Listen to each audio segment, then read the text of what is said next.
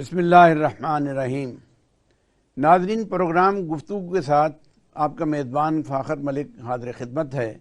आज हम सियासी सूरत हाल को ज़ेर बहस लाएँगे। मेरे साथ मंसूर आफरीदी साहब जो एक तजज़ियाकार हैं और स्टेट बैंक में डिप्टी डायरेक्टर रहे हैं, बैंकिंग का वसी तजर्बा रखते हैं और मईशत के मामलात को बखूबी समझते हैं। मंसूर साहब, आप क्या देख रहे हैं? पाकिस्तान में मुस्तकबिल सियासत का क्या है, मईशत का क्या है? ये दोनों शोबे चूँकि आप तजज़ियाकार हैं, आप समझते हैं। इस सूरत हाल में जबकि नवाज़ शरीफ की आमद है और पाकिस्तान में जो सूरत हाल है महंगाई की, मईशत की, वो ख़तरनाक रवैया अख्तियार कर रही है। जितनी हुकूमतें कम अज़ कम पिछले 10-15 सालों में आई हैं, किसी ने भी महंगाई का तोड़ नहीं किया। वादे बहुत हैं और चेहरे भी वही हैं, कोई तब्दीली नहीं आई। तो आप क्या समझते हैं कि इस तब्दीली के लिए अवाम को क्या करना चाहिए जो महंगाई में पिस रहे हैं? शुक्रिया सर, बहुत बहुत आपका मुझे दोबारा आपके चैनल पे मदऊ करने का और अपना ओपिनियन जाहिर करने का। आपका और स्पेशल टीवी के मैनेजर का बहुत शुक्रगुजार हूँ कि मैं अपना ओपिनियन आपसे शेयर कर सकूँ। एक्चुअली जो मईशत है, जिसको हम इकोनॉमी कह लें, और फिर पॉलिटिक्स है, इसका आपस में छोली दामन का साथ है। और कोई भी पॉलिसी आपकी कामयाब तब तक नहीं हो सकती जब तक आपकी मईशियत, जो आपका पॉलिटिक्स है, वो ग्राउंड रियलिटीज को मैच ना करे। और ग्राउंड रियलिटीज आपके सामने है कि पॉलिटिकल पोलराइजेशन काफी हो गई है आपस में, पॉलिटिकल पार्टीज की भी और हमारे जो अहम सुकून है इंतजामिया, इनके आपस में भी। तो पहले तो मैं आपको मईशियत का बता देता हूँ थोड़ा सा हल्का सा कि हमारे इश्यूज क्या है मईशियत के बारे में। हमारा जो मेन प्रॉब्लम है, आप सिंस 1947 से ले ले, बल्कि अयूब दौर से स्पेशली और 70s के बाद के दौर का ले ले, कि हमारा जो करंट अकाउंट डेफिसिट है वो सबसे बड़ा एक challenging task. Current account deficit किन चीजों से बनता है वो पता ही है सबको, फोरम पर आपको, कि उसमें आपकी जो एक्सपोर्ट और इंपोर्ट का जो गैप होता है और फिर जब उसमें जो ओवरसीज रेमिटेंसेस आते हैं, इन तीनों का मिला के करंट अकाउंट आप बनता है। बदकिस्मती से हमारा एक्सपोर्ट हमेशा इंपोर्ट, अभी भी जो पिछले अभी निगरान हुकूमत ने फिगर्स दी थी, वो कोई $77 बिलियन की इंपोर्ट्स थी। तो $77 की इंपोर्ट्स की वजह से हमारी एक्सपोर्ट टोटल वो बनती है कोई $25 अरब। ये आपका कोई गैप बन जाता है कोई $40-45 अरब। इसमें से आप डाल लें ओवरसीज रेमिटेंस जो हमारे बाहर लोग बैठे हैं और जिनमें डिजिटल अकाउंट्स थ्रू, मैंने स्टेट बैंक में डिजिटल ऑपरेशंस पे भी थोड़ा बहुत काम किया है, तो उनके थ्रू उसमें कोई बेहतरी आया है तो वो कोई $30 अरब। लेकिन फिर दोबारा बदकिस्मती से साल डेढ़ साल में जो डॉलर और जो इंटर बैंक और जो हमारा कर्ब मार्केट है, जिसको ओपन मार्केट भी कहते हैं, उसमें भी फर्क बहुत था। मतलब 335-330 ओपन मार्केट और 307-310 इंटर बैंक। उसकी वजह से हुंडी और हवाला को बहुत इंकरेजमेंट मिली इन सारे प्रोसेस में, और इसी की वजह से फिर जो हमारे रेमिटेंसेस थे जो बैंक के थ्रू आते थे, उसमें काफी गिरावट आई आपने देखा, और वो कोई $25 अरब, $24 अरब के। तो $25-24 अरब आप एक्सपोर्ट के कर लें और 25-24 ये कोई $50-55 अरब बन जाते। तो हमें सीधे सीधे $15 अरब सालाना चाहिए। $15 अरब हमें सिर्फ सालाना चाहिए अपने इंपोर्ट्स को फाइनेंस करने का।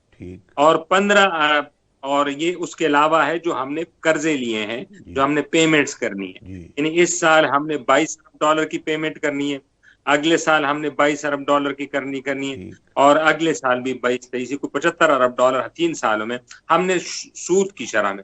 मैं इंटरनली सर बात नहीं कर रहा हूँ, जो हमारा इंटरनल मैकेनिज्म है जो हम स्टेट बैंक से बोरिंग करते हैं। ये बात आपकी दुरुस्त है जो प्रेजेंट सूरत हाल है, लेकिन जो पोटेंशियल है हमारा बाहर से पैसे आने का, जो वो कम से कम $50 से $60 अरब है, और जो रिमिटेंसेज आ रहे हैं वो 27 से 30, मैक्सिमम 31 के ऊपर हम गए थे, अब फिर 27 हो गए, अब शायद इस साल कुछ बेहतरी आ जाए, 28 हो जाएंगे। वो जो 22 से 32 अरब डॉलर का रिमिटेंसेज है जो हवाला, हुंडी या दूसरे तरीके से आ रहे हैं, उसमें हमारी हुकूमत अब तक प्रॉपरली उसको कैच करने में नाकाम क्यों है?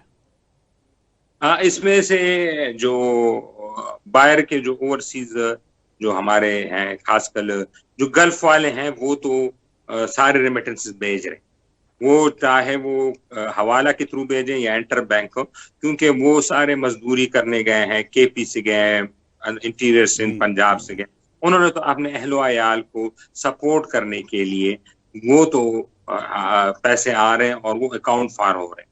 असल जो चैलेंज है, जो हमारे ओवरसीज यूरोप और कनाडा और अमेरिका गए और वो जो जा रहे हैं, जो हमारे नौजवान तबका जा रहे हैं, वो आपने देखा होगा जो इमिग्रेशन है, वो तकरीबन लाखों लोग इमिग्रेशन लेके कनाडा और ऑस्ट्रेलिया जा रहे हैं। इमिग्रेशन का सबसे बड़ा फ्लॉ ये है कि जब आप फैमिली समेत इमिग्रेट करके चले जाते हैं तो फिर आपको पाकिस्तान भेजने के पैसे की कोई जरूरत नहीं होती, क्योंकि आपकी लाइफ वहां पे सेटल्ड हो जाती है। आपने वहीं पे कमाना होता है, वहीं पे खर्च करना होता है। जो आप बता रहे पोटेंशियल वो 100% सही है। मैं आपसे 100% एग्री कि ये कोई 50-60 अरब डॉलर का ये एक फिगर बनती है, लेकिन वो ज्यादा हमारे जो इमिग्रेशन होके गए हैं, या तो हम मुल्क के अंदर रूल ऑफ लॉ को ऐसे मिसाली बनाएं कि कोई भी बाहर का इन्वेस्टर, चाहे वो हमारे अपने ओवरसीज वहां पे बैठे हों, चाहे वो वहां पे जो बाहर का कोई इन्वेस्टर हो, कि वहां पे ट्रांसपेरेंसी ऑफ लॉ हो।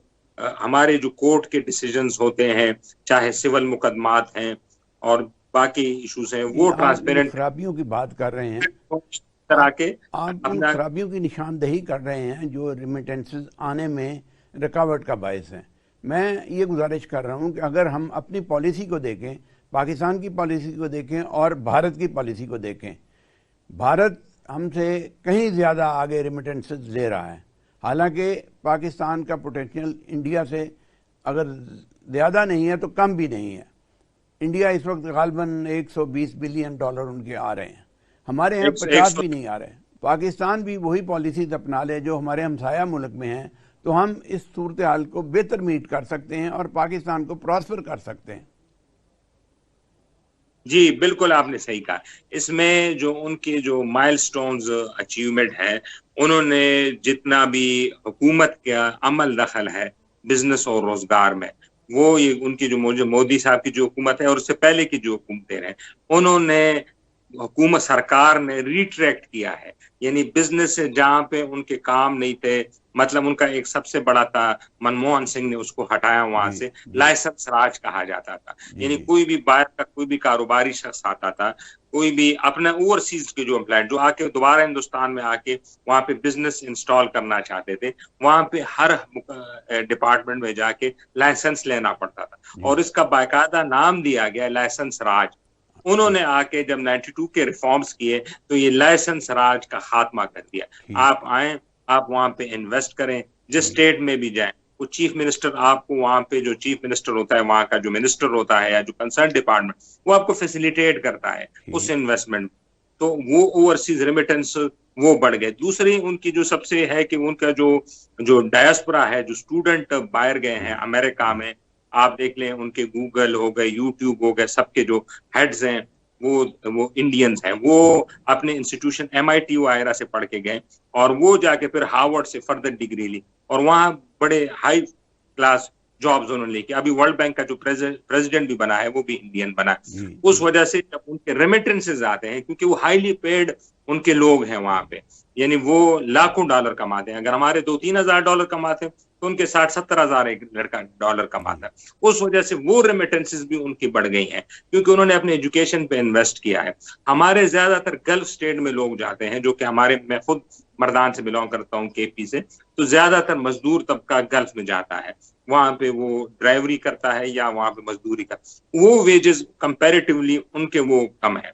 ये तो हमारे जो लेकुना है सिस्टम में। मेरा सवाल ये था कि क्या पाकिस्तान इस सूरत हाल को इम्प्रूव कर सकता है?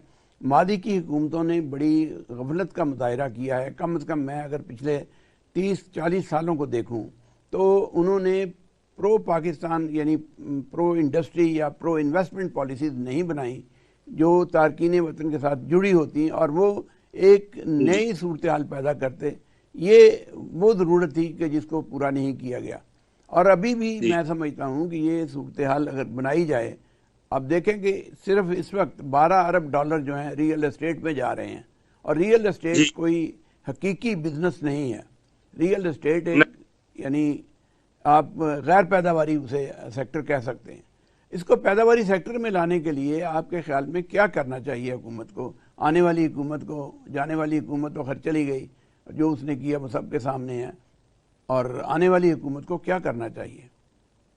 जी बिल्कुल, आपने 100% मैं आपसे एग्री करता हूँ सर, कि जो रियल स्टेट का बिजनेस है वो किसी भी मुल्क में, ना सिर्फ हमारे मुल्क, वो उसमें जब आप फंड्स को वहां पे लगाते हैं, क्योंकि फंड्स तो की एक तादाद है ना, 100 बिलियन 50 बिलियन, अगर आप ज्यादा फंड्स रियल स्टेट में लगाएंगे तो वो तो ज्यादा से ज्यादा रेजिडेंशियल एरियाज बनेंगे लोगों को घर के रहने के लिए। प्रोडक्टिविटी नहीं होगी, प्रोडक्टिविटी होगी कि हमारा एक्सपोर्ट कोई नहीं बढ़ेगा। असल में जो हुकूमतों को काम करने की जरूरत, सबसे हमें नादर मौका आया था वो सीपैक था। सीपैक से अगर हम जो इसके 100% पोटेंशियल है, अगर हम इकोनॉमिक कॉरिडोर्स बनाते हैं, इकोनॉमिक कॉरिडोर्स ये हैं कि जो भी हमारे हाईवेज बनी है, देखिए ना मोटरवे पेशावर से लेके लाहौर तक मोटरवे, अब कराची तक भी, लेकिन आप जाएंगे इस मोटरवे पे तो यहाँ पे कोई इकोनॉमिक कॉरिडोर्स नहीं बने, कोई इंडस्ट्रियल स्टेट्स आपको नजर नहीं आ रही। तो चाइना से रॉ मटेरियल आया, कहीं से भी मुल्क से रॉ मटेरियल यहाँ पे फिनिशिंग गुड हो और हम उसको एक्सपोर्ट कर सके। इसके तो दो फायदे होंगे, एक तो हमारे एक्सपोर्ट्स बढ़ेंगी, दूसरा ये जो हमारा बायर एंटरप्रेन्योर स्किल तबका है वो वतन वापस आएगा, और तीसरा ये है कि मैन पावर आपकी जो है ना वो इस्तेमाल होगी, वो मैन पावर इस्तेमाल होगी। लेकिन इसके लिए पहले तो जरूरी है कि हम बिजली पे काम करें, कि हम जो तवानाई है उसको सस्ती करें। हम आप देखें ना, कोई भी हुकूमत आ रही है वो बिजली को महंगी कर रही है। हमें बर वक्त हमने डैम्स नहीं बनाए, हमने डैमों को भी जी सियासत का एक वो बना दिया, काला डैम को भी सियासत की नजर थी वो, हालांकि मुल्क के सर्वाइवल के ये मंसूबे थे। अगर हम आज से 15,000 हार्डल शामिल कर लेते, आपने हिंदुस्तान की मिसाल दी, हिंदुस्तान भी हार्डल कर रहे हैं, लेकिन उनका 500 डैम बनाए हैं, छोटे से छोटे और बड़े 500 डैम। बिल्कुल बिल्कुल सही है। और चाइना में 5,000 डैम इस वक्त हैं चाइना में। मुझे समझ नहीं आती कि हमारी पॉलिसी क्या है इस मामले, क्यों लोग नहीं आते। ये करप्शन का एक वसी समंदर है कि जिसके नतीजे में हमारे यहाँ लोग इन्वेस्टमेंट नहीं कर सके, और अभी भी ऑप्शंस मौजूद हैं। खुदा करे कि आने वाली हुकूमत इसको टेकअप करे और इसको आगे लेके चले। लेकिन अफरीसी साहब, ये तो एक मईशत का आपने हल्का सा तजज़िया पेश किया कि खराबियाँ कहाँ हैं। असल चीज़ है महंगाई। इस वक्त महंगाई ने बहुत ज़्यादा फ़र्क डाल दिया है हैव में और हैव नॉट में, और उसका नतीजा ये निकला है कि गुर्बत बढ़ रही है। उसका नतीजा ये निकला है कि लॉ एंड ऑर्डर ख़राब हो रहा है। उसका नतीजा ये निकला है कि लोग मायूस हो रहे हैं। उसका नतीजा ये निकला है कि लोग बेजार हो रहे हैं इन पॉलिसियों से जो इस वक्त मुल्क में हैं। और इन हालात में आप समझते हैं कि नवाज शरीफ अगर पाकिस्तान आते हैं तो वो महंगाई को कम कर सकेंगे, लोगों को रोज़गार दे सकेंगे? क्या यहाँ पे कोई सनती एक्टिविटीज़ हो सकेंगी? वो बिग बैंग के साथ आ रहे हैं, किसी गालबन नई पॉलिसी के साथ आ रहे हैं, अगरचे उसका उन्होंने ऐलान नहीं किया। तो आप समझते हैं कि ये इन पुराने प्लेयर्स का आने से कोई नई तब्दीली आ जाएगी?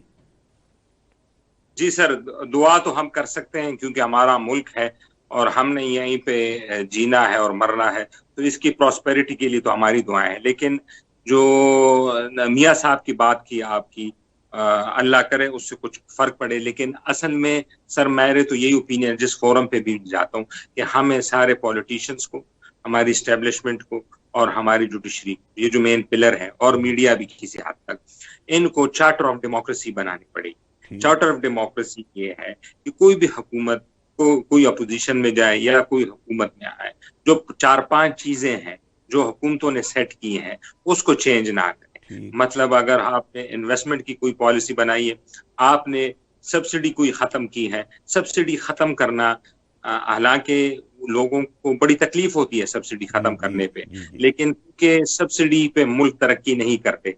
आप जो मुल्क का जो कैपिटलिज्म का जो मॉडल है वो ये है कि उसमें से जो इन्वेस्टमेंट आए, जो इंडस्ट्रियल कॉरिडोर बने, उससे पैसा बने, लोगों को नौकरियां बने, लोगों के जेबों में इतना पैसा जाए कि उनको सब्सिडी की जरूरत ही ना पड़े, ना बेनजीन का सपोर्ट प्रोग्राम की उनको जरूरत पड़े, ना पेट्रोल सस्ते। अगर किसी की तनख्वाह 1,00,000 1,50,000 है तो आप उसके लिए 400 भी पेट्रोल का कर दें तो उससे फर्क नहीं पड़ेगा। लेकिन अगर किसी बेचारे की, जिस तरह आपने जिक्र किया कि लोग बड़ी मुश्किलात है, किसी की 15,000 तनख्वाह है, किसी की 20,000 तनख्वाह है, तो उसके लिए तो 200 का पेट्रोल भी बहुत ज्यादा है। तो असल तो ये है कि ये है पेनफुल, लेकिन सब्सिडी पे हमें पॉलिटिक्स नहीं करना। जिस अगर तरह आप पिछले सब्सिडी की बात करते हैं तो भारत की एग्रीकल्चर को उठा लें, उनकी इंडस्ट्री को उठा लें और उनकी एक्सपोर्ट को उठा लें, वो तीनों में सब्सिडी देते हैं। और आज भारत जो है वो कहाँ से कहाँ निकल गया है। आप जिस सब्सिडी का बात करते हैं कि नहीं होनी चाहिए, वहाँ उन्होंने सब्सिडी दी है और उससे फ़ायदा उठाया। हम भी उठा सकते हैं अगर हमारी सब्सिडी जो है वो उसी जगह पे लगे जिसके लिए उसे मुतय्यन किया गया हो, तो फिर सूरत हाल में तब्दीली हो सकती है। आप सब्सिडी के ख़िलाफ़ है, सब्सिडी वाकई नहीं मिलनी चाहिए। लेकिन एक मिसाल आपके सामने है भारत की, और एक मिसाल हमारे सामने है कि हम सब्सिडी को ख़त्म करके महंगाई को जन्म देते हैं। लोगों की क़ुव्वत ख़रीद कम है तो उस हालात में लोगों को ज़िंदा रहने का हक़ तो मिलना चाहिए। ये तो नहीं कि उनसे वो भी हक़ छीन लिया जाए। इतनी मायूसी, इतना अंधेरा जो मौजूद है, उसमें कहीं ना कहीं रोशनी की किरण नज़र आनी चाहिए ताकि लोग ज़िंदा रह सकें। और इन हालात में सब्सिडीज़ का ख़ात्मा, जबकि आप बिजली की कीमत इतनी बढ़ा दें कि लोग बिल ना दे सकें, आप डॉलर की कीमत इतनी ऊपर ले जाएं कि वो लोग बिल्कुल ही, मेरा मतलब है, ज़मीन पे आ जाएं, तो इन हालात में किस तरह ये तब्दीली आ सकती है। सियासतदान अगरचे ये नारे ज़रूर लगाते हैं कि हम ये करेंगे वो करेंगे। आप 70 सालों में सियासतदानों के नारे सुन लें, उनके वादे सुन लें, वो वहीं पे हैं जहाँ 70 साल पहले थे। चेहरे वही हैं जो 70 साल से बरसर इक़्तिदार हैं, पॉलिसियाँ भी वही हैं जो 70 साल में किसी को गर्द हटा के ले आते हैं। लेकिन प्रूडेंट पॉलिसी जो है वही हमें आगे लेके जा सकती है। प्रूडेंट पॉलिसी के लिए आप जो नुस्खा तजवीज़ कर रहे हैं वो है इकानमी, चार्टर ऑफ इकानमी का। चार्टर ऑफ इकानमी तो सियासतदानों में हो सकता है, ये मुमकिन है कि भी दबाव के तहत हो जाए, या मुमकिन है उसको आईनी कोई शक्ल दे दी जाए, लेकिन चीज़ें तो वहीं रहेंगी। उनको तब्दीली लाने के लिए पैदावार को बढ़ाना होगा। पैदावार नहीं बढ़ेगी तो आप ना आपकी कोई सब्सिडी काम करेगी, ना आपकी कोई पॉलिसी काम करेगी। जहाँ तक आप ये कहते हैं कि जो चारों पिलर हैं उनको बैठना चाहिए, इसकी क्या सूरत है आपके ख्याल में? इन चारों पिलर्स को आपस में बिठाया जाए ताकि एक ऐसा जामे किस्म की पॉलिसी बन जाए कि आने वाला कोई भी हो और जाने वाला कोई भी हो उसी पे अमल करें। जी, आपने जो सब्सिडी, मैं फुली एग्री करता हूँ, सब्सिडी गरीब तबके के लिए बहुत ज़रूरी है। लेकिन जिस तरह आपने हिंदुस्तान में ही मिसाल दी, आपने एग्रीकल्चर को वहाँ पे टारगेट किया, वहाँ को सब्सिडाइज किया और उनकी एक्सपोर्ट बढ़ी, बिल्कुल सही बात है 100%। हमारे यहाँ मसला ये होता है कि जो सब्सिडी होती है वो अक्रॉस होती है, वो अमीर के लिए भी वही सब्सिडी है, वो गरीब के लिए भी ये सब्सिडी है। अब मैं आपको लेटेस्ट ये सेहत कार्ड की मिसाल ले दूं, पेट्रोल की तो खैर छोड़ो, वो तो पता ही।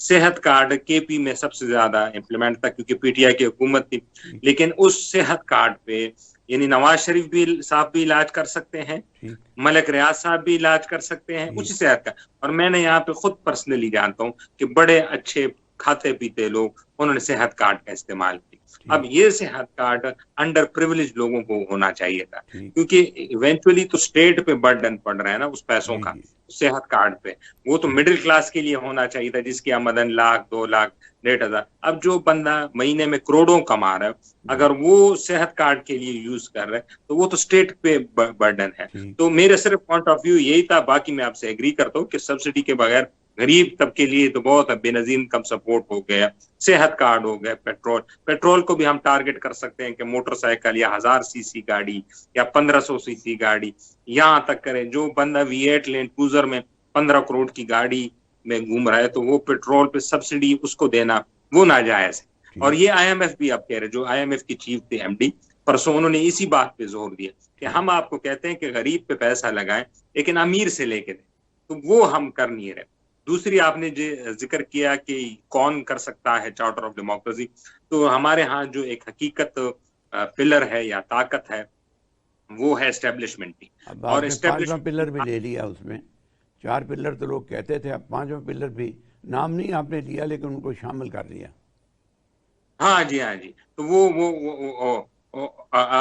वही है। आपने देखा जब वॉर एंड टेरर शुरू हुआ और मुल्क एक मैं केपी से हूँ, यहाँ पे एक बहुत बड़ा जंग लड़ी गई। मैं कहता हूँ इस सेंचुरी की सबसे बड़ी जंग अगर लड़ी गई है तो ये हमारी पाक फौज ने इधर केपी में लड़ी है। ठीक बहुत हालात खराब, हर ठीक दूसरे दिन यहाँ पे ब्लास्ट होते थे, ठीक। धमाके। हमारे अपने गांव के, शहरों के काफी लोग मरे जिनको मैं पर्सनली जानता हूँ। लेकिन वो कब हुआ, वो वॉर ऑन टेरर का हल कब हुआ, जब हमारी एस्टेब्लिशमेंट ने, सारी पॉलिटिकल पार्टी, जब मियां साहब की हुकूमत ठीक थी, ठीक उनको बिठाया और एपीएस के हमले के बाद ठीक। सबको एक पेज, एक कमरे में, एक किस्म का आप समझे कि ताला लगा के बैठ गए कि केपी हमने साहब एक या आंसर इसमें, जी ये जो बहुत लॉ एंड ऑर्डर, पर्टिकुलरली मैं आपके फ्रंटियर की बात कर रहा हूँ, एक जी जी यानी बहुत बड़ा फैक्टर है उन लोगों का जो अफ़गानिस्तान से आए हैं। इस्लाम का जी नाम वही लेते हैं, नमाजें वो भी पढ़ते हैं, लेकिन उसके साथ हाँ साथ जो टेररिज्म आया है अफ़गानिस्तान जी से, उसमें इन जी 40 लाख लोगों के आने से ये चीज़ें जी ख़राब हुई हैं या ठीक हुई हैं? जी। ये तो मैं अगर आपको कहूं कि सिर्फ टेररिज्म नहीं, बाकी जो मईशत के जो हमारे चीजें हैं वो भी खराब हुई हैं इनके आने से। इसकी जो सबसे बड़ी है कि खासकर जब अमेरिका बहादुर गया है अफगानिस्तान से समेट के, बगैर किसी हम एतमाद में लेके या किसी रीजन के और प्लेयर्स को में एतमाद के, ठीक बोरी बिस्तर, पहले तो उन्होंने फ्रंट खोला और सारी वॉर एंड टेरर हमारे ऊपर आ गई, अफगानी आ गए और यहाँ पे इनकर्जन्स के मसाइल हो गए। फिर वो अब चले गए। अब अफगानिस्तान में एक तो लॉ एंड ऑर्डर के हमारे है ही मसला, वो तो ठीक आपको पता है, रिपोर्टेडली आ रही चीजें, बॉर्डर पे भी हमारी ठीक चिपकलिश है।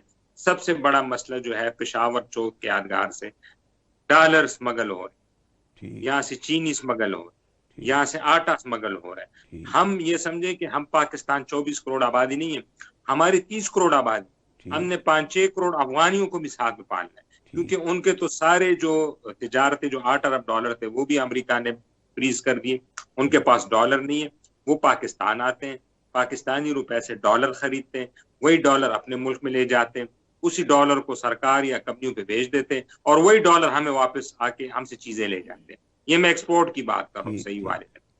नहीं, बाकी ये इस एक्चुअली आप एक्सपोर्ट की बात नहीं कर रहे हैं, ये उन हाँ खराबियों की बात कर रहे हैं जो हमें दरपेश हैं, जिनकी वजह दर से पाकिस्तान आज एक मुश्किल सूरत हाल से दो चार है। आप देखें, अफ़गानी डॉलर, अफ़गानी करेंसी जो है वो 87 रुपये डॉलर की है, हमारी 290 की है। तो ये जो सूरत हाल है, इन हालात में क्या ये जितने लोग अफ़गानी यहाँ आए हुए हैं, ये जो लेके जा रहे हैं, क्या उनको यहाँ रखना चाहिए या उनको उनके घर भेजना चाहिए? ये तो उनका अपना वतन, अपना घर, उधर ही जाना चाहिए। क्योंकि जिस मुल्क का जो शहरी हो उसको इवेंचुअली उधर जाना चाहिए। क्योंकि हमारे अपने अंदरूनी मसाइल इतने कि हमारे तो अपने लोग गए हैं दुबई, गल्फ स्टेट काम करने, तो ना हम यूरोप हैं, ना अमेरिका है, ना हमारे कोई बैरूनी अब वो इमदाद आ रही है, ना कोई यूनाइटेड नेशन से पैसे आ रहे हैं, ना कोई वर्ल्ड बैंक से आ रहे हैं। हमें आईएमएफ का 3 अरब डॉलर जो कर्ज था, जो हमारा एक हक बनता है, वो कोई हम वापस करने, सूद समेत उनके वापस, हमें ठीक वो नाक रगड़ रगड़ के ठीक उन्होंने वो पैसे दिए, कोई 3 अरब डॉलर। तो ये तो सपोर्ट है इंटरनेशनल, ऊपर से इनका आना वो हमारे मईशत पे और बर्डन हो गया। ठीक यहाँ पे स्केरिसिटी ऑफ चीजें हैं, आटा है, और फिर इतना बड़ा बॉर्डर है। आप चतराल से शुरू होते हैं सर, और जाके चमन और गवादर तक, चमन तक ये बॉर्डर जाता है अफगानिस्तान का, कोई 1500 किलोमीटर का बॉर्डर है। इतने बड़े बॉर्डर को चाहे हम अपनी सारी फौजें भी लगा दें, मॉनिटर करना ही मुश्किल है। क्योंकि दर्रे बने हुए हैं, रास्ते बने हुए हैं, पहाड़ों के रास्ते बने हुए हैं, और वहां पे फिर लिंक्स हैं, कुछ फैमिलीज उधर हैं, कुछ इधर हैं, उनका आना जाना है। तो ये एक बहुत चैलेंजिंग टास्क है। जब तक अफगानिस्तान में मुकम्मल तौर पे, जो आपने शुरू में जिक्र किया कि सप्लाई ऑफ गुड्स होगी, बहुतात नहीं होगी, प्रोडक्शन वहां पे नहीं होगी, जो हम पे डिपेंडेंट होंगे, तो तब तक तो ये इशू बड़ा रहेगा।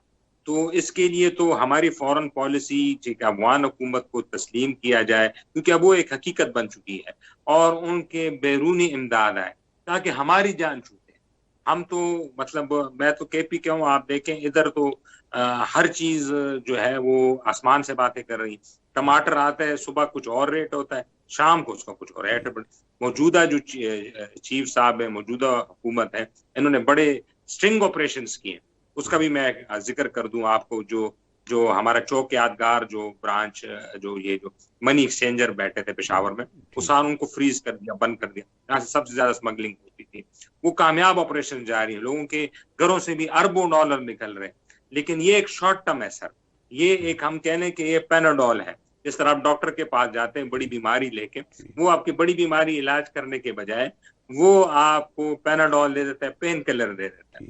तो वो हम पेन किलर पे अभी तक लगे। शॉर्ट टर्म तो ये है कि अफगानिस्तान में तो हम उनका कोई केस लड़ें, चाइना के साथ मिलके, जो रीजन पावर के साथ मिलके, वहां पे कोई स्टेबिलिटी आए, ताकि उनकी डिपेंडेंसी हम पे खत्म हो। और दूसरा, हम अपने घर को भी ठीक करें। जो हमारी पॉलिटिकल लीडरशिप में नाराजगी है, उनको बिठाएं एक कमरे में। जिस तरह हमने दहशतगर्दी के खिलाफ सबसे बड़ी जंग लड़ी दुनिया की, इसी पेज पे, इसी पैराए पे, ये सबका मुल्क है, साझा मुल्क है। जाएंगे तो सब नीचे जाएंगे, खुशहाल होंगे तो सारा मुल्क खुशहाल होगा। हर बच्चा, ज्यादातर डिस्कशन अभी तक जो की है वो मईशत पे और मईशत के मुख्तलिफ पहलुओं पे की है। गुफ्तगू जो प्रोग्राम है बुनियादी तौर पे ये सियासी प्रोग्राम है। सियासी मसाइल, सियासी मुश्किलात, सियासी रुकावटें, उनका भी जिक्र करते रहते हैं। अभी वज़ीर आज़म ने ये कहा कि वो जो साबिक़ वज़ीर आज़म थे पाकिस्तान के, जो पौने तीन साल रहे हैं, उन्होंने उनके बगैर भी और उनकी जमात के बगैर भी इलेक्शन हो सकते हैं और इलेक्शन ठीक होंगे। आप इसे ठीक समझते हैं? मैं तो कहता हूँ किसी भी पॉलिटिकल पार्टी अगर उसका कोई भी वोटिंग शेयर हो, उसको उस इलेक्शन को लेजिटिमाइज करने के लिए उसकी शराकतदारी जरूरी है। क्योंकि अवाम ने अगर एतमाद करना है कि कोई भी पॉलिसी, कल कोई भी हुकूमत इलेक्शन जीत के आती है और उसने कोई कल पॉलिसी बनाती है, तो पाकिस्तान में तो सर पता ही है आपको कि आज हालात किसी पार्टी पॉलिटिकल लीडर के दूसरे हैं, कोई साल बाद पता ही नहीं चलता, उसके हालात मुख्तलिफ। कौन कह सकता था कि शहबाज शरीफ साहब को पेशियां भुगत रहे थे, वो आके वजीर आजम पाकिस्तान बन जाए, किसी के वहम गुमान में नहीं था।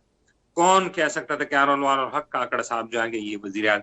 तो यहाँ पे तो देर तो नहीं लगती, लेकिन अगर इन्होंने कोई ऐसी पार्लियामेंट वजूद में आए जिसपे अवाम का फुल सपोर्ट ना हो, अवाम की फुल एतमाद ना हो, और कल वो कोई भी मालियाती या इकोनॉमी या कोई भी सफारती पॉलिसी अपनाते और हालात मुकम्मल चेंज हो जाए 2-3 साल बाद, और जो पॉलिटिकल पार्टी जिसका आपने जिक्र किया है वो दोबारा आ जाए इक़्तिदार में, उनकी कोई पैचअप हो जाए, रिकंसिलेशन हो जाए, और कल वो आके हुकूमत में इनकार कर दे कि ये तो हम इसके स्टेक होल्डर ही नहीं है इस पॉलिसी की, तो क्या हम दोबारा वापस 180 पे आ जाएंगे उस मुल्क पे जहां से छोड़ के गए थे? क्योंकि वो जो IMF के जो वक्त भी आता है, आपने देखा, वो सारे से क्यों मिलते हैं? क्योंकि उनको लगता है कि कल इसकी कोई ऑनरशिप ले। तो पॉलिटिकल रिकंसिलेशन होनी चाहिए, जिसका जो हक है, जो मुकदमात हैं, जो मुल्की इदारों के खिलाफ जिसने जो कहा है, वो तो हम उसके साथ खड़े, हम अपने मुल्की इदारों के साथ खड़े, उन पे वो मुकदमात चले, उन पे करप्शन के जो केसेस हैं वो भी चले, वो अपनी जगह पे अकाउंटेबिलिटी का प्रोसेस चलता रहे। लेकिन किसी भी पॉलिटिकल पार्टी को बिल्कुल यकसर आउट कर देने पॉलिटिकल प्रोसेस से, जो कल उसका स्टेक होल्डर होगा, और ये सब स्टेक होल्डर होंगे, आप देखेंगे कि 3-4 साल 5 साल बाद फिर दोबारा ये स्टेक होल्डर वापस आ जाएंगे। जिस तरह PMLN वापस आई है, जिस तरह पीपल्स पार्टी आई है, जिस तरह ANP वापस, जिस तरह मौलाना साहब आए, मौलाना साहब देखे बिल्कुल आउट थे, अब सबसे बड़े स्टेक होल्डर हैं। गवर्नर जो KP में है, वो उनके वो है ब्रदर इन लॉ है, वो गवर्नर लगे हुए हैं यहाँ पे।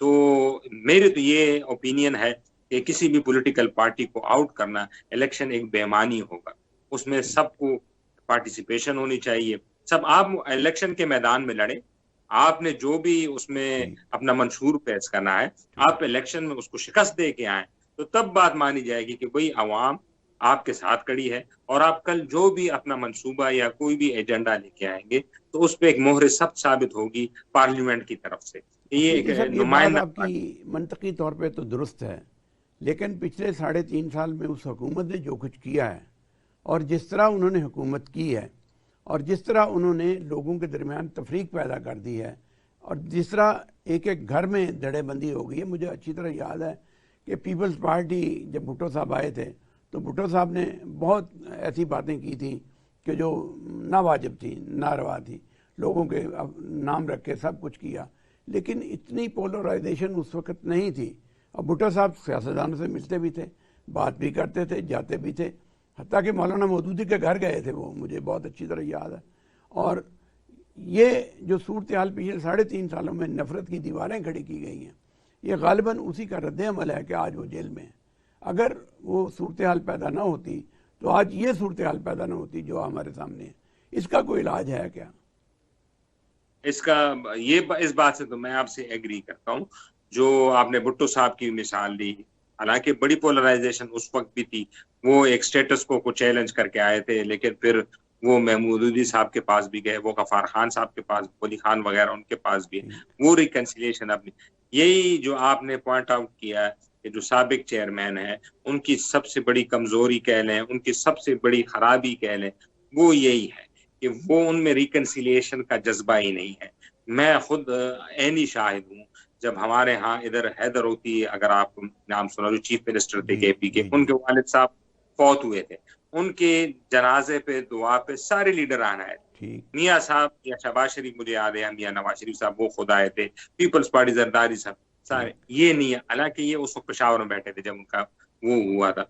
इस तरह हमारे काफी इंसिडेंट्स हुए। बिलोर खानदान देख लें, केपी, क्योंकि वो, मैं केपी की मिसाल इसलिए दे रहा हूँ, इनको जो अव्वल में मैंडेट मिला था वो केपी से मिला बड़ा, इसलिए वहां की मिसाल ले रहा हूँ। ये चीज इनमें कम है, जो इनके पास जो रिकन्सिलिएशन है, इंसान रिकन्सिलिएशन से छोटा नहीं होता, ये तो मैंने पढ़ा होता है। नेल्सन मंडेला को जो आज तक हम याद करते हैं, उन्होंने रिकन्सिलिएशन की, उन्होंने गोरों से रिकन्सिलिएशन की, उन्होंने कहा ये ट्रुथ एंड रिकन्सिलिएशन एक कमीशन बना दे, उस कमीशन के साथ आके सारे वो अपनी जो गलतियां हैं वो तस्लीम करें और आगे बढ़े, लेकिन और ताकि मुल्क आगे बढ़े। और फिर आपने देखा कि कैसे साउथ अफ्रीका को आजादी मिली। जो खान साहब थे, उनमें सबसे बड़ा ये है कि उनमें रिकन्सिलिएशन का मादा बहुत कम है। क्या हो जाता है अगर उनका जो मादी देखा जाए, मादी की जो परफॉर्मेंस देखी जाए, और मादी में उनकी जो मुआनिदाना पॉलिसी हैं, दुश्मनी की बुनियाद पे हैं, उनको देखा जाए, तो क्या उन्हें अगर एक और मौका मिला तो ये गलतियां रिपीट नहीं करेंगे? किस तरह इस्तेमाल किया जा सकता है, किस तरह इस्तेमाल किया जा सकता है? ख्याल है कि उनको सबक सीख लेना चाहिए, लेकिन अगर नहीं सीखा उन्होंने तो ये एक बहुत बड़ी बदकिस्मती है, ना सिर्फ उनके लिए, उनकी पार्टी के लिए, बल्कि मुल्क के लिए। हम जो भी कहें, जो उनका एक फॉलोअर लोग हैं, चाहे वो सोशल मीडिया है, खासकर जो 18 साल से, जो आपने खुद बताया कि घरों में लड़ाइयां हो गई, तो घरों में ये लड़ाई नहीं हुई कि एक भाई की दूसरे भाई, घरों में लड़ाई हुई, जो अब्बू थे उनके बड़े जो थे वो या नवाज शरीफ या एएनपी या पीपल्स पार्टी उनको करते थे, और जो नीचे यूथ है वो सारा, और लड़के लड़कियां जो है वो सारे वो खान साहब के फॉलो। तो ये तो उनको सबक सीखना चाहिए कि जो रिकन्सिलिएशन है, किसी भी लीडर के सामने झुक जाने से आप छोटे नहीं होते, आप बड़े होते हैं। जब ये झुकेंगे, सोशल मीडिया पे जो चीजें आ रही हैं, जिस तरह आ रही हैं, जिस तरह किरदार कुशी अभी भी उनके हरीफ सियासतदानों की हो रही है और उनके ख़ानदानों की हो रही है, क्या ये एक सबक अगर उन्होंने सीखा तो ये कंटिन्यू करनी चाहिए? ये तो मैं तो सबसे ज्यादा खिलाफ इसी चीज को जिसका आपने जिक्र किया। आप तो छोड़े यहाँ पे जो कमेंट्स कर रहे हैं लड़के और ये जो सोशल मीडिया पे, मैं तो वीडियोस देख रहा था, कल ही देख रहा था, लंदन में देखे ना, लंदन में मियाँ साहब बैठे हैं, उनका एक घर है, एक सेक्रेसी है, जिस तरह हमारा एक घर है यहाँ पे, आपका एक घर है, आप किसी के घर के सामने जाके वहां पे हूटिंग करना, गोरे जो फॉरनर है वो क्या समझते होंगे कि जो भी है, आपका एक साबिक प्राइम मिनिस्टर था, वो 3 दफा इलेक्टेड है, उसके घर के सामने आप क्या हूटिंग कर रहे हैं?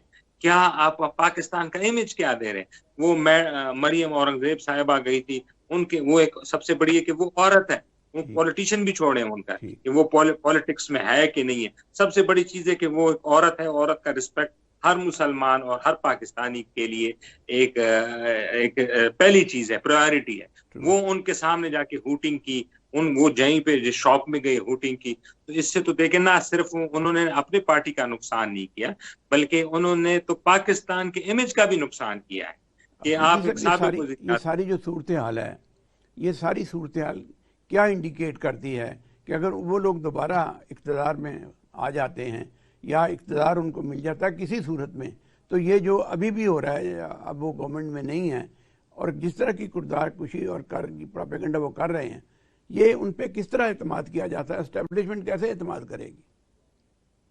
एतमाद तो बहुत मुश्किल होगा, ये मेरी अपनी एक पर्सनल अंडरस्टैंडिंग। एस्टेब्लिशमेंट को भी बहुत फूक फूक के कदम रखना चाहिए, क्योंकि जो उनके साथ भी बड़े एक सानिया हो गया, जो 9 मई जो है वो एक कौमी सानिया के तौर पे मनाया जाता है हर साल। अब तो एतमाद तो बड़ा मुश्किल होगा। अब ये सब कुछ चेयरमैन साहब भी हैं पीटीआई के, कि वो किस तरह लेके चलते हैं, क्या वो अपने इन यूथ को, इन नौजवान तबके को जिन्होंने पोलराइजेशन पैदा की ना सिर्फ पाकिस्तान के अंदर बल्कि बैरूनी मुल्क, क्या वो ये नौजवान तबके को जिम्मेदार न ठहराएं? ये तो पॉलिसी है चेयरमैन साहब की, क्योंकि वो रिकॉन्सिलिएशन पे यकीन नहीं रखते तो उनके फॉलोअर भी यकीन नहीं रखते।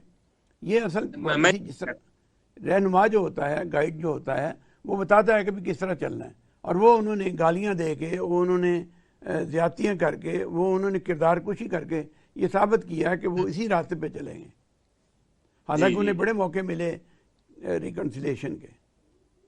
ये देखे ना, वो इनको जब ये खुद 2013 में जब वो उनको एक्सीडेंट हो गया था और वो क्रेन से गुजरे थे, चाहे वो सियासी तौर पे स्टंट ना हो, मियां नवाज शरीफ साहब उनको खुद गए अस्पताल, उनका पूछा। अब वो दैट वाज द स्टार्ट, वो उस वक्त एक स्टार्ट लेना चाहिए था कि चलिए हमारी पॉलिटिक्स में जो भी है, हम एक तहजीब और एक तमद्दन के उस दायरे में रहते। ये अपोजिशन तो पीपल्स पार्टी और पीएमएलएन ने भी की है 10 से 15 साल। 1, 2, 3 इंसिडेंट के अलावा उनके नीचे कैडर ले पे कभी मैंने नहीं देखा कि वो वहां पे लोगों को पोलराइजेशन हो, लोगों को चूते पड़े, लोगों के जलसों महफूज ना हो। अब ये तो एक ना रुकने वाला सिलसिला है ना। आप किसी लीडर को कुछ गाली देंगे या उस पर कुछ कहेंगे तो दूसरा जो उसका फॉलोअर है वो तो चुप बैठा नहीं रहेगा ना। तो ये हम किधर मुल्क को लेके जा रहे हैं, ये तो सबसे बड़ा। और ये तो चेयरमैन पीटीआई पे है, उन्होंने इसका फैसला करना है कि उन्होंने कहाँ इस यूथ को और मुल्क को लेके जाना है। इन हालात में हुकूमत ने जो पॉलिसी बनाई है, जो पॉलिसी बनाई जा रही है कि भाई जिस तरह कल नवाज शरीफ को बाहर रखा गया था और वो चेयरमैन साहब को अंदर रखा गया था, अब चेयरमैन साहब अंदर हैं और मियाँ साहब बाहर हैं, ये पॉलिसी आपके ख्याल में कोई परफॉर्मेंस कर सकेगी? अब ये पहले तो जब मियाँ साहब आएंगे तो एक तो उनको कानूनी तौर पे भी वो अपील दायर करेंगे और उनको राहदारी भी मिल सकती है। सफदर अली खान साहब लाइन पे आए हैं, उनको मैं खुश आमदेद कहता हूँ। सफदर साहब, हम बात कर रहे थे मुल्की सियासत की कि सियासत किस करवट बैठ रही है, ये सियासत का ऊँट किस करवट बैठ रहा है, हम किधर जा रहे हैं, मुल्क किधर जा रहा है, कौम किधर जा रही है। महंगाई का तूफ़ान है, सियासी तूफ़ान उमड़ रहे हैं। इन हालात में हुकूमत को क्या फ़ैसले करने चाहिए, इंटरिम गवर्नमेंट को और आने वाली हुकूमत को, स्टेबिलिटी लाने के लिए, एक इस्तेकाम लाने के लिए, मुल्क में अमन चैन बरकरार रखने के लिए? लॉ एंड ऑर्डर भी ख़राब है, महंगाई भी बहुत ज़्यादा है, लोग मायूस भी हैं। तो इन हालात में आप क्या तजवीज़ करते हैं कि हमें क्या करना चाहिए, इस हुकूमत को क्या करना चाहिए और आइंदा हुकूमत को क्या करना चाहिए? बहुत शुक्रिया। असल जो इस वक्त मुल्क का अलमिया मैं समझता हूँ वो मायूसी है जी। ये साबका पीटीआई की हुकूमत ने जो सबसे ज्यादा बड़ा जुल्म किया है मेरी नजर में, वो हमारे नौजवानों में मायूसी का अंसर जो है वो बहुत ज्यादा बढ़ गया है जी। आप किसी के साथ भी बात करके देख लें, वो अपने मुस्तकबिल से आपको बहुत हर्ट नजर जी, जिसकी वजह से मैं समझता हूँ कि हमारी तमाम प्रोग्रेस जो होनी चाहिए या हो सकती है हम उससे महरूम होते जा रहे हैं। क्योंकि किसी भी काम को करने के लिए आपका जज्बा, आपके अंदर जो लगन होती है वो पहले नंबर पे आती है।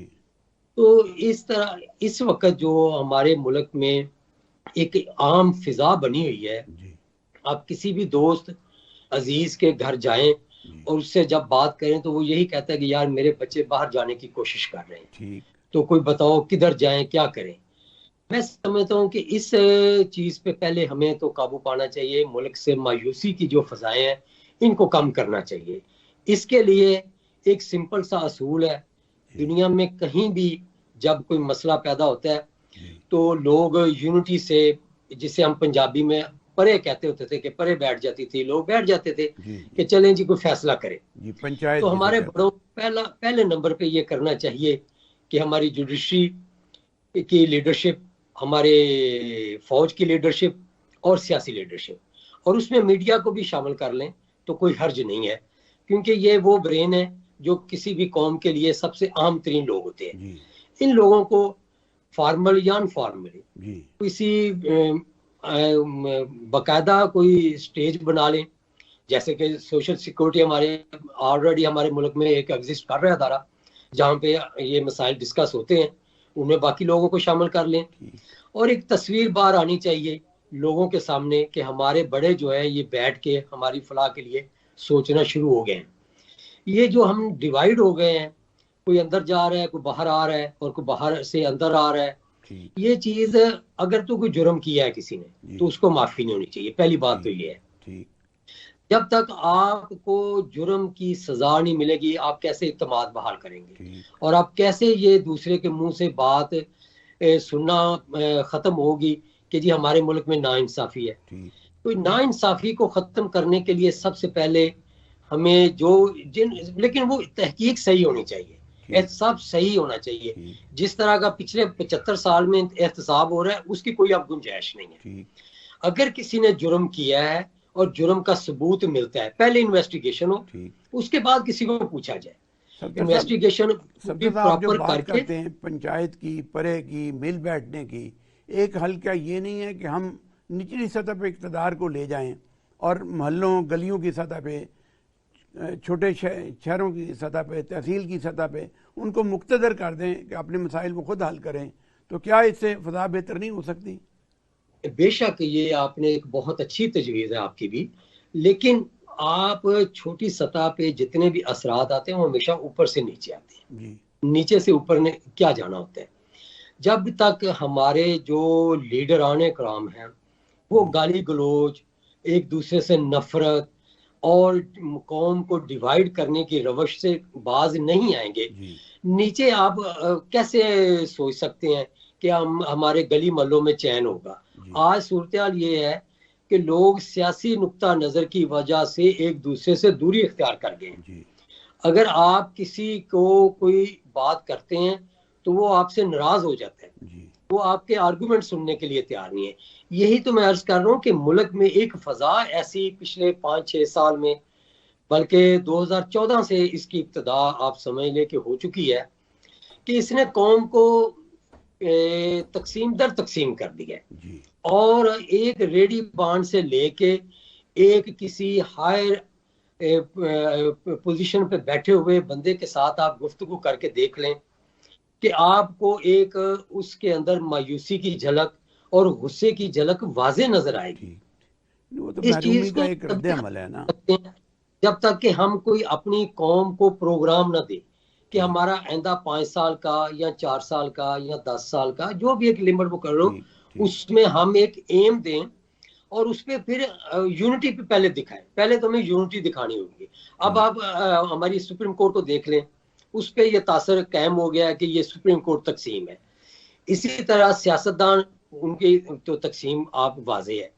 तो जब तक ये लोगों की तकसीम लोगों को नजर आएगी, लोग कैसे यूनाइट होंगे? इसलिए मैं ये गुजारिश करूंगा आपके मुतबर अदारे की तवज्जुह से कि हमें किसी न किसी तरह कौम की मायूसी को कम करना होगा, तभी हम आगे चल सकेंगे और हमें कोई रोशनी की किरण जो है वो नज़र आना शुरू होगी।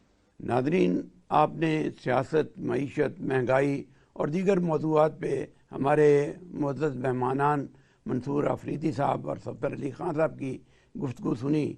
मुझे यकीन है कि आप इसका सही तज्ज़िया करने में कामयाब होंगे, क्योंकि असल राय तो आवाम की है, उनकी है जिनके पास वोट है, और वोट ही फैसला करता है कि किसको इक़्तिदार में आना और किसको इक़्तिदार में नहीं आना। इसके साथ ही आज के प्रोग्राम का वक्त ख़त्म हुआ। इंशाअल्लाह अगले प्रोग्राम में आपसे दोबारा मुलाकात होगी। अल्लाह हाफ़िज़।